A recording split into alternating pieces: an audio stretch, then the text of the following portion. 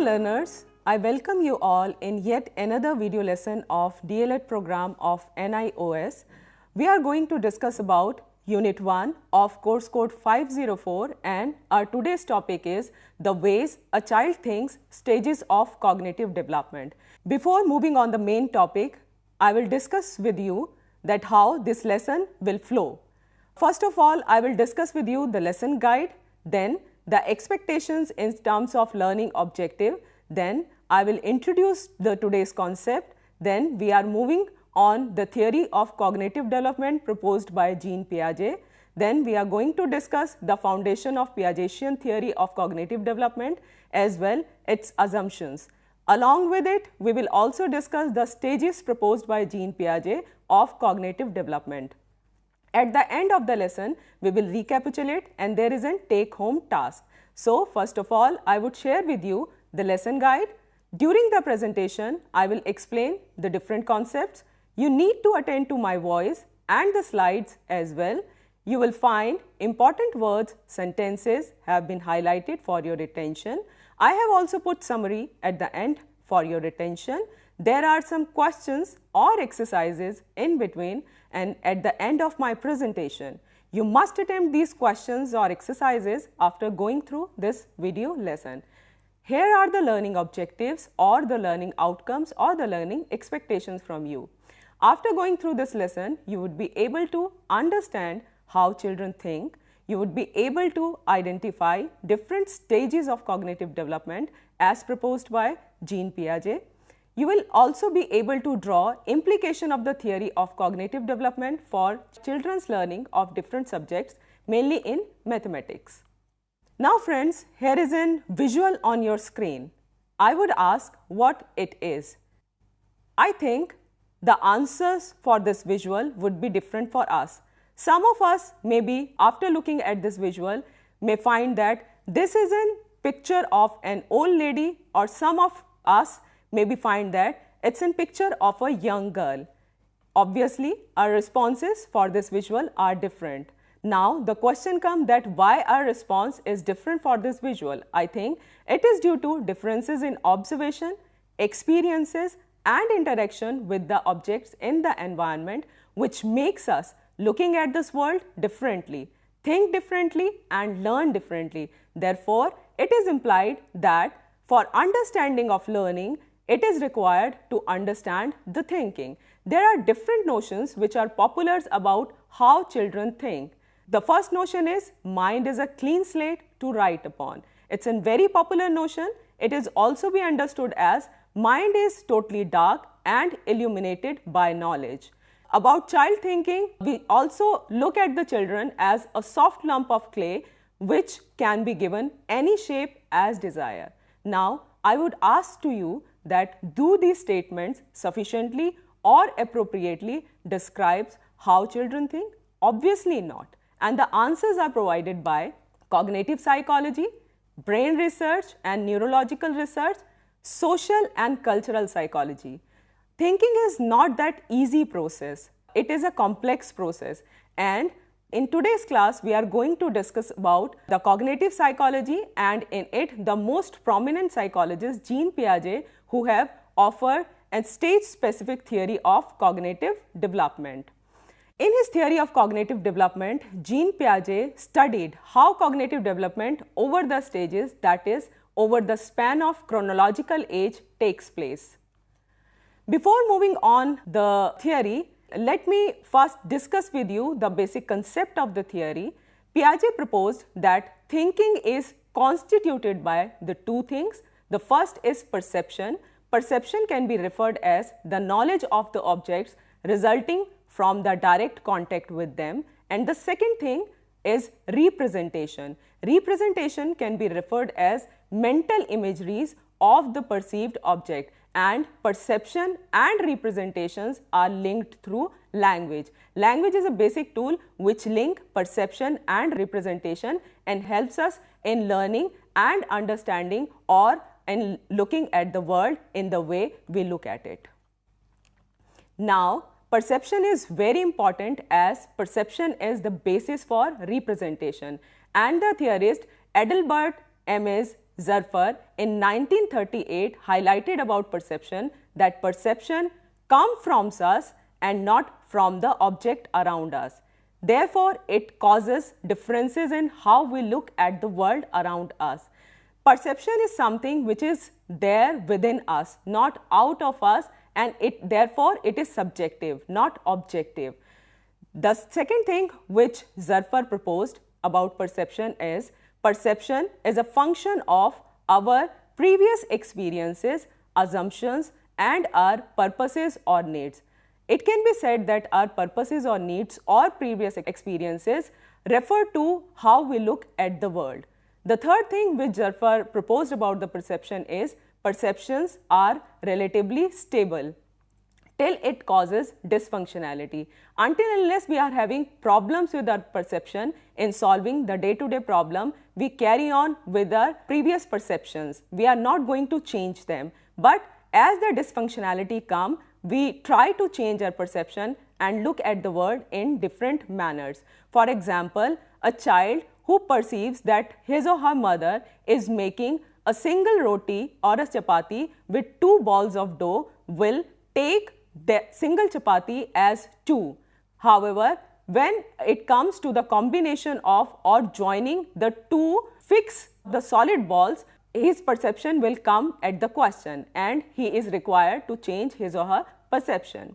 The fourth thing which Zurfer proposed about perception is communication is possible only to the extent the 2 people perceive similar purpose, assumption, and experiences. If 2 people look at the things in different way and have different assumptions about the thing, their communications need to be, or it is essentially to be, debarred. Now, what are the foundations of Piagetian theory of cognitive development? While proposing his theory, Piaget assumed that cognitive development, like biological system, construct the structures it need to function, and those structures are called schema or schemata. In singular, it is schemata, and in plural, it is schema or schemes. Cognitive development is also caused through interaction between the individual and the environment. It is not an isolated thing. The individual needs to interact with his physical and social environment to have cognitive development or to attain maturity in cognitive development. Cognitive development is also influenced by physical and social environment, maturation, and equilibration. Equilibration is a basic process proposed by Jean Piaget. Now coming on the assumptions of the theory proposed by Jean Piaget. The first assumption of the theory is children are active and motivated learners. Children has been seen as eager learners who are very eager to explore. The second assumption of the theory is children construct knowledge from their own experiences. We can understand this thing that children explore the world around them and try to learn the things differently. They structure, they systemize their learning by exploration they made. The third assumption about the theory is the knowledge acquired is organized into schemes or the structures or the schemata or the schema subject to change as experiences change. So, our cognitive development essentially is dependent upon the experiences we are gaining by exploring our physical and social world. Now, there are assumptions about the basic processes through which cognitive development take place. Children invariably learn through 2 basic processes. The first process is the process of assimilation. Look at the visual. Assimilation can be referred as the dealing with a new event in consistency with the existing scheme. For example, a child has a construct of animal in his or her mind, and now he or she sees another animal and club it into the same category of animal, a creature with 4 legs, a tail, 2 ears, 2 eyes, or walking on his or her 4 legs will be included in the scheme of animal. However, when the things come in an outer environment which are not in connivance with the existing schemes, children are required to change their scheme or add the new schemes into their mental structure, and the adding of the new scheme into the mental structure is called the process of accommodation. Therefore, accommodation can be referred as dealing with the new event which is inconsistent with the existing schemes, and hence modification or creation of a new schema resulted. The next assumption of the theory is cognitive development is dependent upon the interaction with one's social and physical environment. There are examples when a children who has been put in different social and physical environment, their cognitive development has a limitation. Therefore, the interaction or enhancement of the interaction of the children with their social and physical environment is very important to attain or to move through into the stages of cognitive development proposed by Jean Piaget. The process of equilibration, that is from equilibrium to disequilibrium and back to equilibrium, promotes progressions towards increasingly complex thought. Whenever we encounter with a new situation in our life, we fall in the situation of disequilibrium, and all of us, whether we are children or adults, we aspire to attain equilibrium in our life, and therefore we try to gain through new experiences and add new learning into our experiences to deal with our life, and it progresses us or it promotes us into our cognitive domain, and it promotes our cognitive development. Now coming on the stages proposed by Jean Piaget of cognitive development, he has proposed 4 stages. The first stage is sensory motor stage, which is around 0 to 2 years of life, that is for a newborn baby till he or she attains 2 years of his or her life. The second stage is pre-operational stage, which falls through 2 years of life to 7 to 8 years of life. Then there is concrete operational stage, which spans through 7 to 11 or 12 years of life. Then the last stage or the 4th stage proposed by Jean Piaget is formal operational stage, which spans through 11 to 12 years and onwards. It is not closing stage. It indicates that the cognitive development happens as we progress or as our experiences enriches through time. The unique thing about these stages is these stages spans through the chronological age, which indicates that if a normal child is placed within a specific category of age, then that age implies there are certain things which that child is able to perform cognitively. Now, elaborating each stage differently, the first stage is sensory motor stage, which spans through 0 to 2 years of life. It is symbolized as pre-verbal or pre-symbolic period, as language or the meaningful language is absent in this period. It is also characterized by direct sensorial and motor action, that is sucking, looking, grasping, etc. Time and again, I am telling you that cognitive development is an outcome of interaction of children with their physical and social environment, and in first stage, that is in sensory motor stage, this interaction takes place through senses and through the motor activities or by using his or her body by the child. Therefore, this stage is characterized by direct sensorial and motor actions, that is sucking, looking, grasping, etc. This stage also proceeds from uncoordinated to coordinated interaction with the environment. The child starts with haphazard and uncoordinated interactions with the environment or random interactions with the environment, which converts into purposeful and coordinated interactions with the environment as we move towards the later stages of this particular stage. In sensory motor stage, there is a gradual conversion of reflexes in acquired habits and to intelligent activities. For example, there are reflexes of blinking, there are reflexes of crying, there are reflexes of moving hands or legs or the body or shaking the neck, but these reflexes later on in the stage converts into habits and intelligent activities defined by a purpose into it. For example, a child learns to use his head to say no or yes in the later stages of his life in this stage. Then the sensory motor stage is also characterized by establishing objectives in intentions of the children's actions. The child enables in setting objectives for his or her actions in this particular stage as it grows up. And the uniqueness of his stage is in attaining the concept of object permanence and the basic understanding of causality, time and space. Object permanence is a phenomena where a child learns that the object is there or the object is present even if it is not in front of his or her eyes. That is, it exists whether he or she is able to look at it or not. For example, if we hide some toy from the child knows that the toy exists and he tries to explore it or to find that toy back, or he or she asks for that particular toy. And the child in this stage is also able to understand the causality, that is, he or she is able to establish the relationship between cause and effect, what is causing what. He is able to understand, and also the time and space.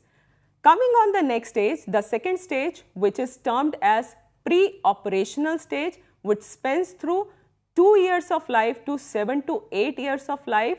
This pre-operational stage is very important as it coincides with preschool stage, that is early childhood care and education stage. This stage also symbolizes the symbolic representation, the growth of symbolic representation through language, symbolic play and deferred imitations. Symbolic representation and the presence of language starts here. The child is able to use language meaningfully, linguistic symbols meaningfully, and it is indulged in symbolic play, that is, something symbolizes something else, and the deferred imitations are also identified with this stage. For example, a child learns something at one point of time but reacts or uses that learning at some other point of time. For example, many of us have observed that something is said or done at one point of time which a child learns and it imitates it at a different point of time, or it exhibit or he or she is exhibit it at some different point of time. The pre-operational stage is, however, devoid of conservation and reversible operational thinking. Conservation is a concept in which a child is able to understand that if a thing or an object or a liquid changes its forms and shapes, it is same in the quantity. However, a child in a pre-operational stage is not able to understand that if a thing or object change its forms or shape, it remains intact. He or she understand or look at it that the quantity gets changed or the shape or the form gets changed.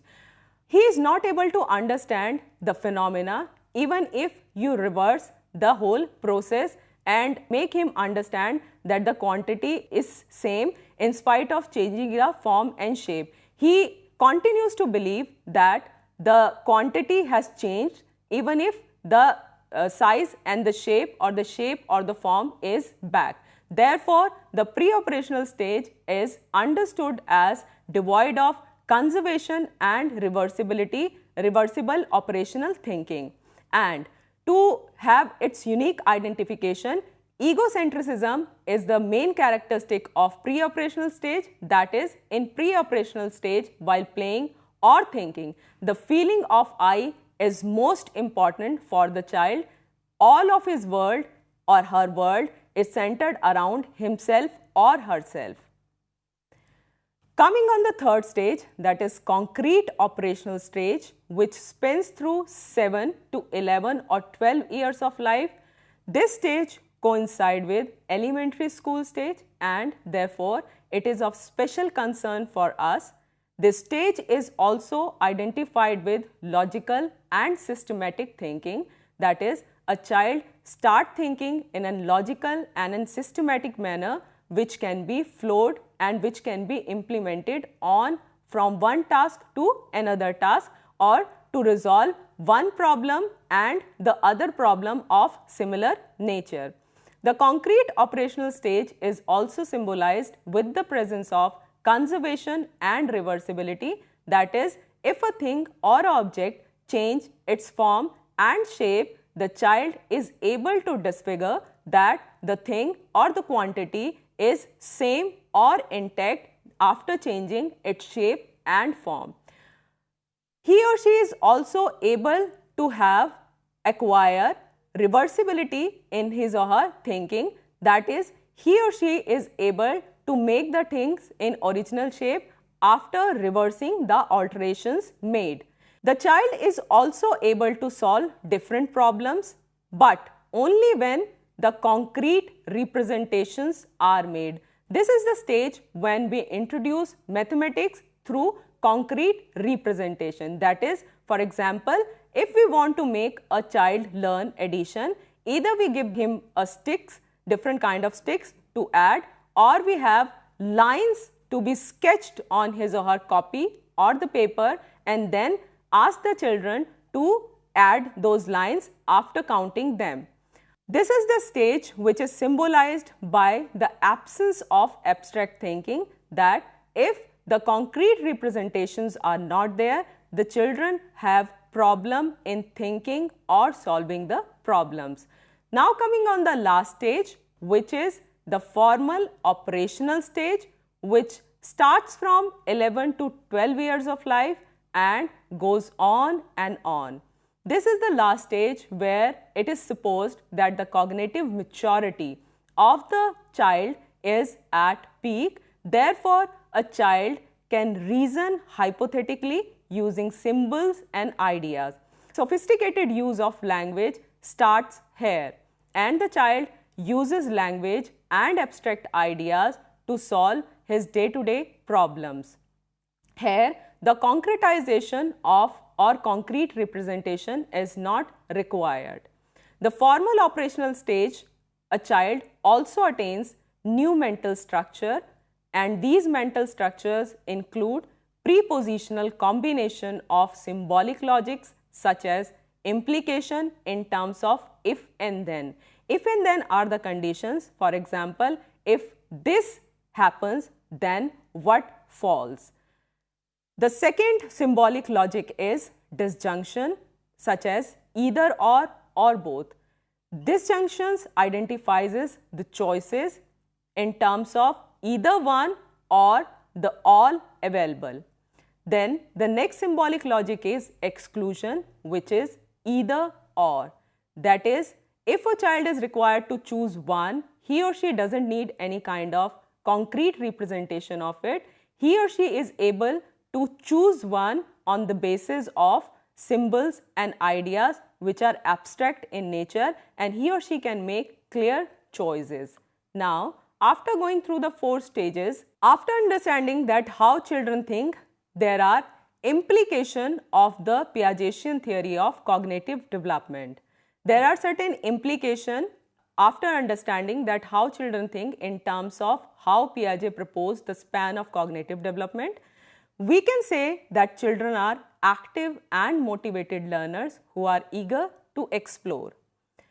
Cognitive development is also a function of maturity and interaction with the environment. That is, it is biological in nature and also influenced by the atmosphere and environment around us.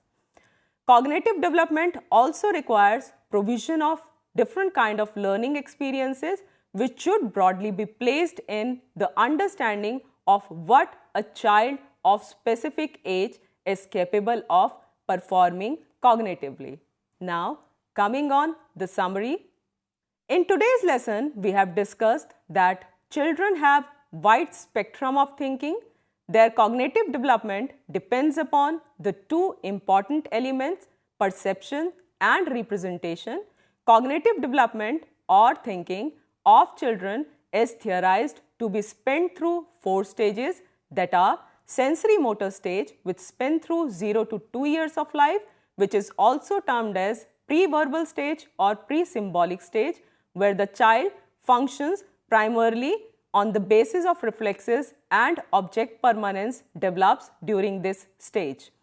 The second stage is the pre-operational stage, which spans through 2 to 7 years and is characterized by the representation and symbolism but devoid of reversible thinking and concept of conservation.